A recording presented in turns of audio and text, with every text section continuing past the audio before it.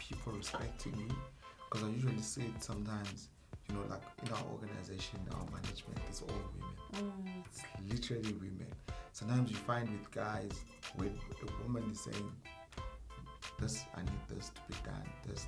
Sometimes there's a bit of resilience, obvious, as people, we come from different backgrounds. Some people, their backgrounds, they're still thinking, I grew up in the rural, which is fine, but women are inferior. Yes, women, they're supposed to be just in the kitchen, until if it's me, and then I just come like, hey, what? And then all of a sudden that thing is being done. What were some of the challenges as a woman entrepreneur in terms of your staff? Firstly, realizing the vision, what you're trying to do, and your clients not just taking you for granted, because there's that thing, as much as we're preaching women empowerment, inequality, but there's still that reconditioning that us as male, we still need to, some guys, they still need to recondition to realize that woman is the same as a man. Yeah, there's equality. Yes. In terms of the people that I'm working with, well, the business is mine. I established it. I have the vision. Another person wouldn't understand what your vision is and where you're going. So there's a bit of confusion sometimes. But then we were able to work together and try to fix our mistakes. In terms of clients, especially where I'm at, not how my guys, people here at call center. When people see you selling food, they think you're uneducated. Yes. Not knowing that what is food, they are cool.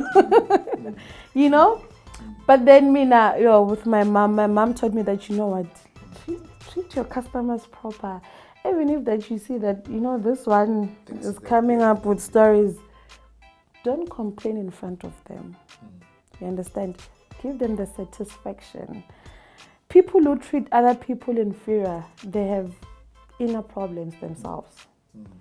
So you can't take that into heart. People who degrade other people, they have issues themselves. So they're trying to I don't know how to put this, but then when a person you understand what I'm saying? It's because they have issues themselves. So they want to, exactly. And that's not how it works. I was talking to this lady, she works at LFP. She was asking me about the business and telling me how it works. That as women, we don't support each other. We take each other for granted.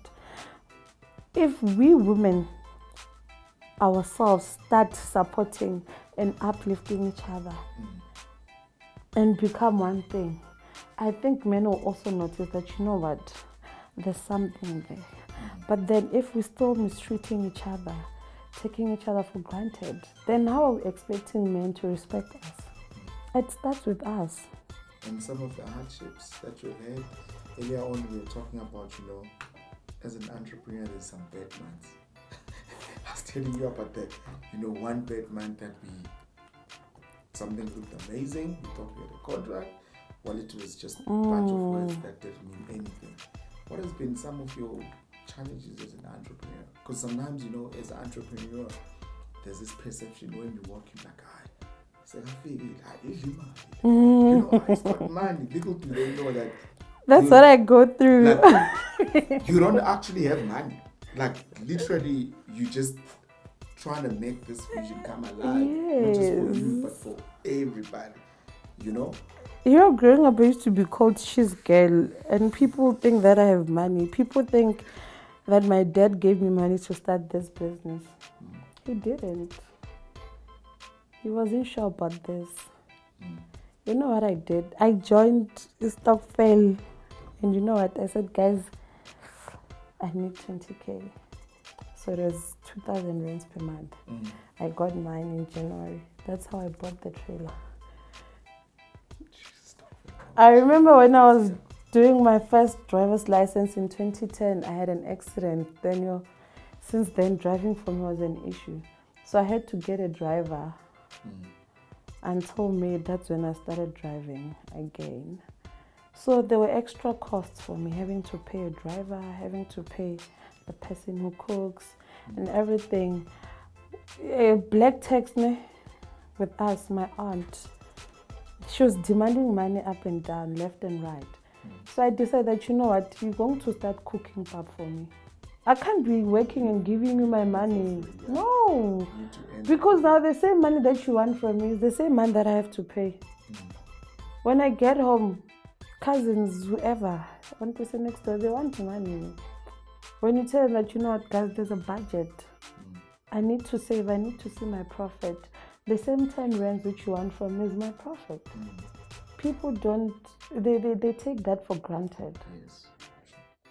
I can't be going to the township and now because I have a business, I'm spending my money and splashing my money because I want people to see that I'm an entrepreneur. Then I'm going to fail. What am I working for?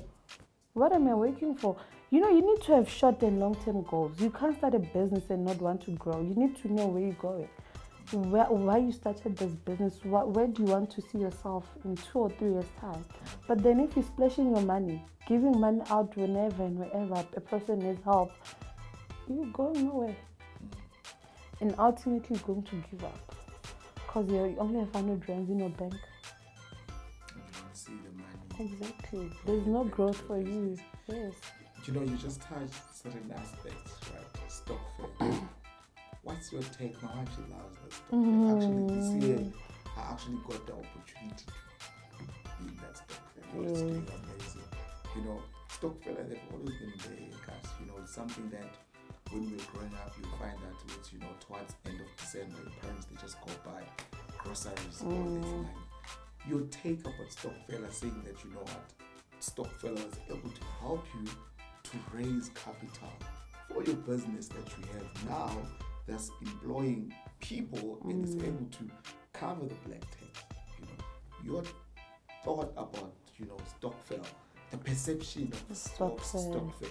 Because people have this perception. I always say there's the white perception of the stock fair, you know, and there's, you know, the darky way of stock fair, which, you know, it's a norm. We grew up with this thing. This thing helped us to be where we are, you know, to you know.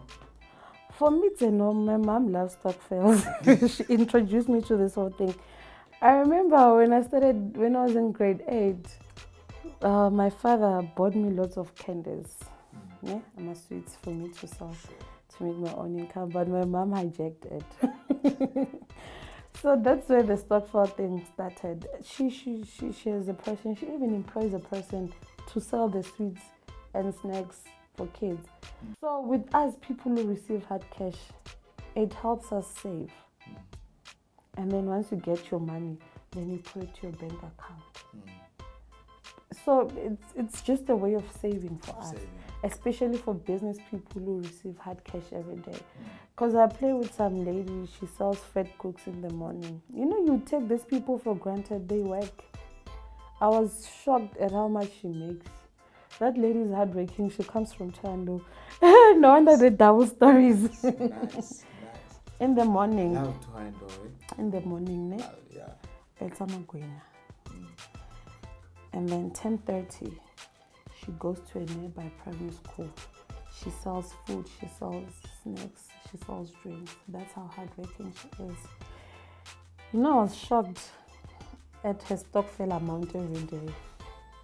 Monday to Friday. Yes.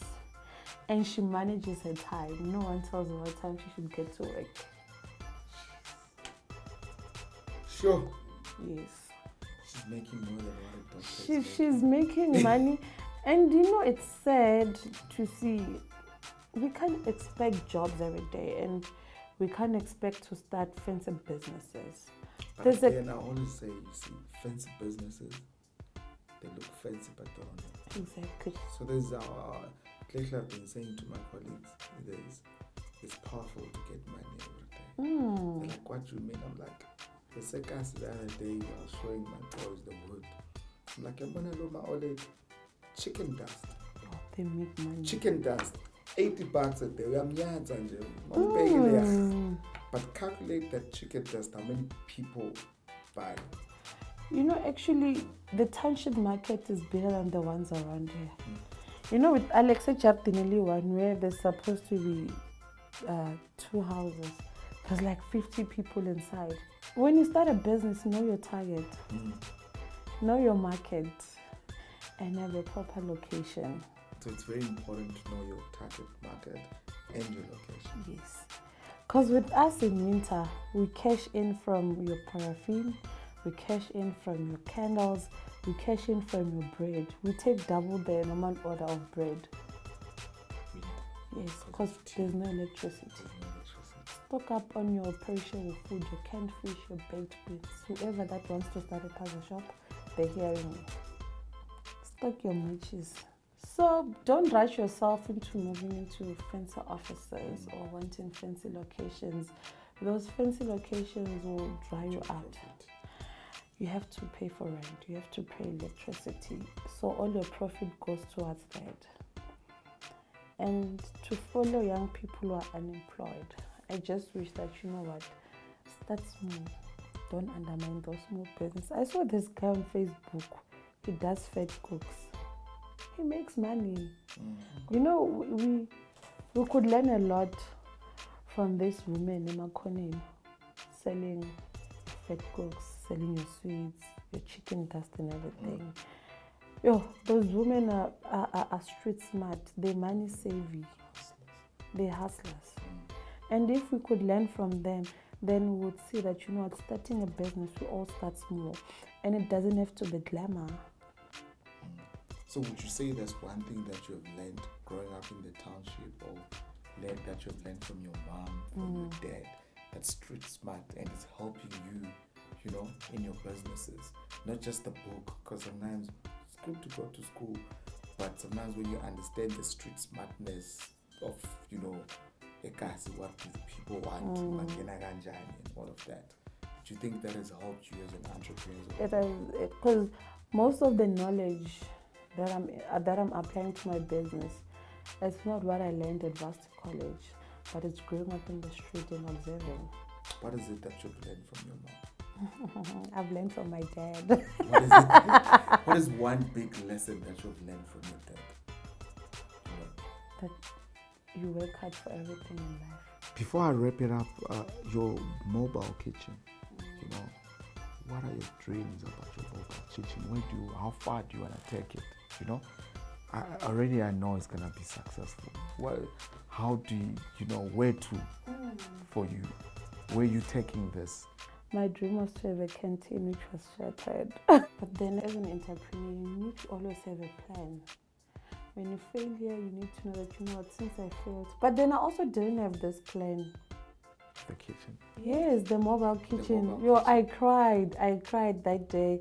Then my fiance came to me and said, you know what, get a mobile kitchen. Because there's no rent? Yes. That's one down. But then also there's a disadvantage about this one. You find a nice location and then there's JMPD. I am Figile Mbalula, please do something about this. So starting a business is just hectic. It's gonna stress you. There's a lot of it's just going through troubles in life and stress. But then you have to be persistent and always have plans. So the mobile kitchen, where do you want to take it from now? How big do you want to grow it? I want to go to cooking school, become a professional cook. And then I'm just hoping that I will have canteens. Not a restaurant, but canteens. Because my food is very affordable and proper to eat. And you know, with your average employed people, they don't have money to be spending 50 rands or 40 rands a day, of which that's what they spend usually. Yes. So it needs to be affordable. For 15 rands, you get a proper meal with us. Your usual steak would cost you, your T-bone steak or brisket would cost you like 50 rands. But with us, it's like 30 rands. So we're also helping people. People are saving. So with us, you could buy a meal for 75 rands in a week. Instead of 200 rands. 200 rands. So you see, you're saving. That money could go towards transport. Because people don't have time to cook. in a 9 to 5. You have to get home, bath your kids, understand? So you don't have time for yourself. Or waking up in the morning, preparing a lunchbox for yourself. That's time people don't have. Because as a woman, you have to wake up in the morning, prepare your kids to school, or if you don't have kids, prepare whatever at home. We always have jobs at home as women. How are you juggling being an entrepreneurial woman, mother to your kid, someone's wife? How are you juggling that and being an entrepreneur? Oh, the guy I'm getting married to, he's more than... He helps me out with the kid. Weekends, I don't do anything. It's my time off. He takes care of the child. He helps me with chores and everything. Where can we get hold of you in terms of your mobile kitchen, and where can you be found? We're based here in Randburg, next to Bites. You can't tell us, let's say, investors that want to come in and help you out with your vision and invest on your entrepreneurial journey. Where can they get hold of you? How can they contact you? Okay, my Facebook page is Tinyiko Mathebula. And then our page for the mobile kitchen, it's Lwandle Catering in Deco. And then our number is 071-984-0877.